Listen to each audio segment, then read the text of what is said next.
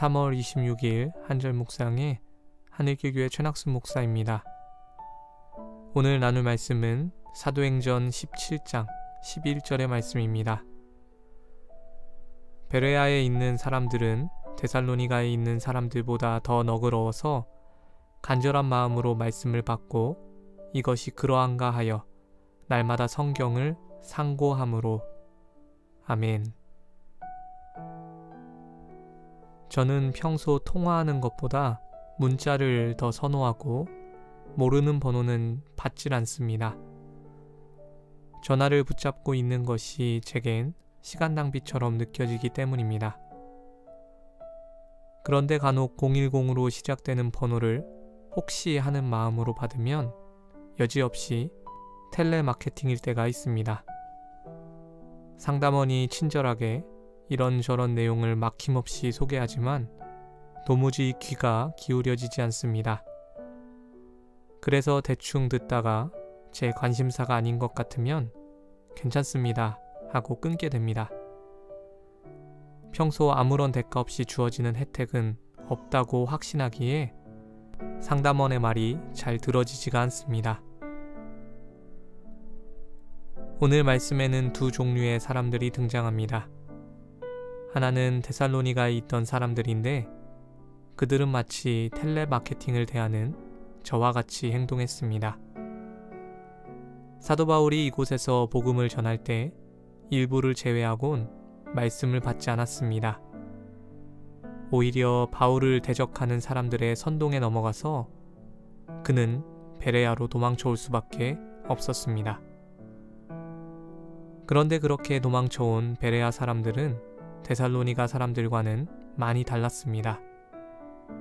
사도 바울이 복음을 전하자 그들은 간절한 마음으로 받고 그것이 정말 성경적인지 날마다 연구했습니다.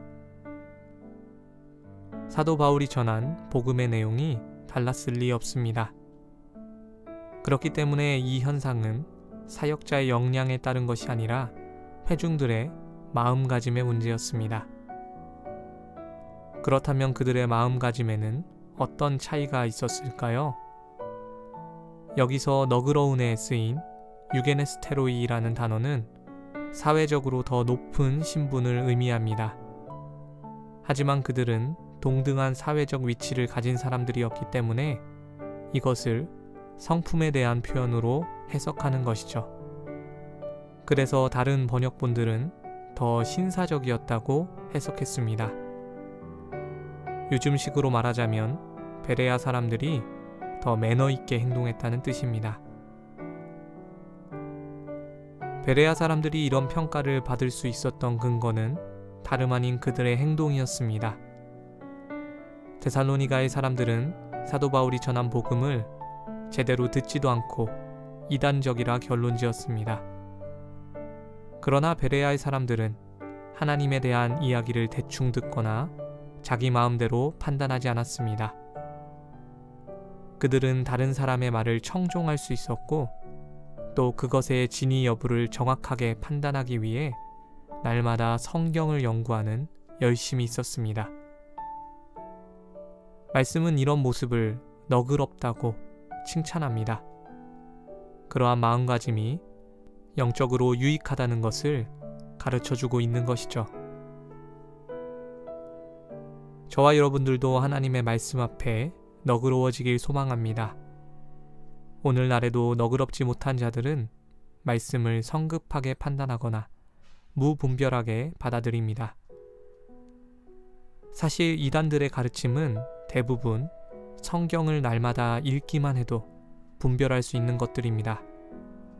그러나 청종하지 않고 연구하지 않는 그 완고한 태도가 계속될 때 결국 넘어지게 되는 것이죠. 하나님의 말씀을 텔레마케팅처럼 대하지 않기 원합니다. 베레아 사람들과 같이 너그러운 마음으로 주님의 칭찬을 얻는 저와 여러분들 되시길 주님의 이름으로 축원합니다. 기도하겠습니다. 하나님, 저희가 말씀 앞에 너그러운 마음을 가지길 원합니다. 청종하기 원하고 또 날마다 연구하기 원합니다. 하나님의 말씀은 그럴 가치가 있음을 확신하길 원합니다. 데살로니가의 사람들처럼 성급히 판단하지 않고 자기 마음대로 해석하지 않게 하여 주시옵소서. 진리를 진리답게 받아들임으로 바른 길로 나아갈 수 있도록 주께서 함께하여 주시옵소서. 오늘도 주님의 말씀으로 시작합니다. 주님의 뜻에 마음을 합하는 하루 되게 하여 주시옵소서. 감사드립니다. 이 모든 말씀 우리 주 예수 그리스도의 이름으로 기도드렸습니다. 아멘. 오늘도 말씀과 함께 하시기를 축복합니다. 함께 해주셔서 감사합니다.